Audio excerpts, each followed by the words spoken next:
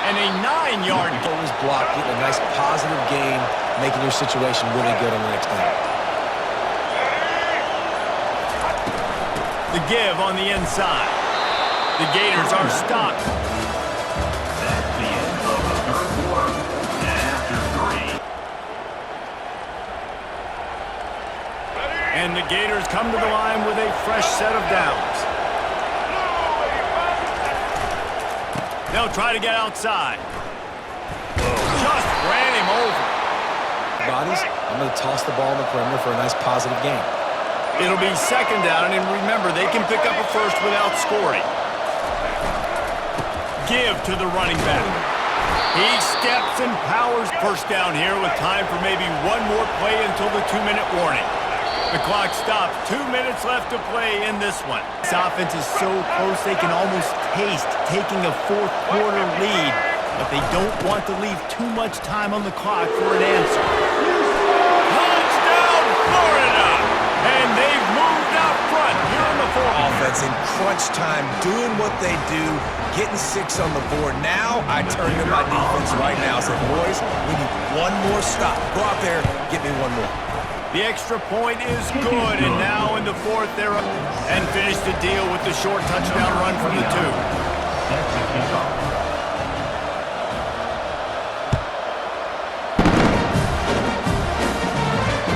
That ball scoots through the back. Another look at this Oklahoma offense. Trying to start the drive with a pass. Get it out on the screen. They make the stop, but a good Every time. I don't know if these short completions are going to get it done. You're just not going to have enough time to get down the field. So from a play calling standpoint, you want to think about being a little bit more aggressive. They're going to try to tackle everybody inbounds. Offense is going to have to really work for this and be smart. You got to attack the sidelines. You got to throw first down. looking to take a shot. And they can't hook up. By a possession, they need to keep the ball. They'll try to convert on fourth down. He'll try to throw and pick up the first down. The completion well past where he needs to be on the field, and they pick up the first down there. Yeah, and you've got to give the receiver credit, obviously knowing where that is, but the defender needs to know where it is too. Where is he trying to get? That ball's going to come out quick. He didn't really understand where the... He lofts it high and deep down the left side. That one falls in. Game going deep on you, and that's going to be a helmet sticker for somebody. Like forcing an incompletion against that guy, that's incredible. He finds his man. He's really close to that first down marker, but they stop him just a bit short. Now they've got to hustle to the line and get set. Dropping back, it's Arnold. Complete. Rolls his way forward. And the defense able to drag him down. Part of a clutch drive. Piece together some first downs. Get in position. And here they are on 1st and 10. It's complete to the right.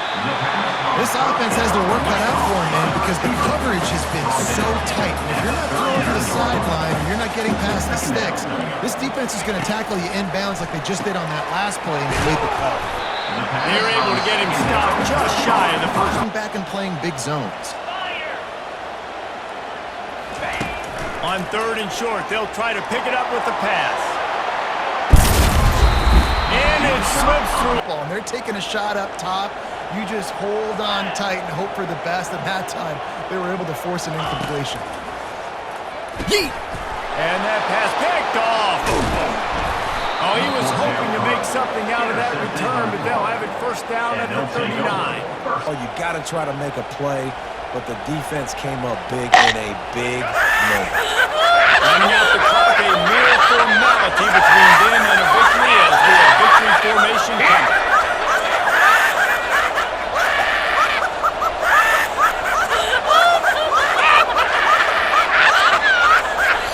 The timeout stops the clock with 10 seconds to first down here for the offense.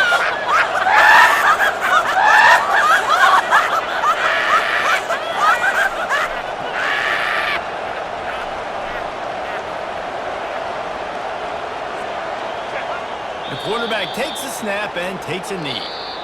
The in the postgame, if you start asking about the offensive struggles, the coach is probably going to say, let me tell you something, Mr. Television Announcer. They don't ask me how I won. They ask me if I won. That is all that matters, Mr. Television Announcer, but I think you'd want to play better on offense. You'd want to score more points, but Reese, Jesse, I want to learn as I win. I don't want to learn as I lose. And I know you're loving this one, David, because in today's era of modern college football, with all these spread offenses and up-tempo, we're used to seeing a ton of points. We're not used to seeing a lot of games like this. I wouldn't get used to seeing it.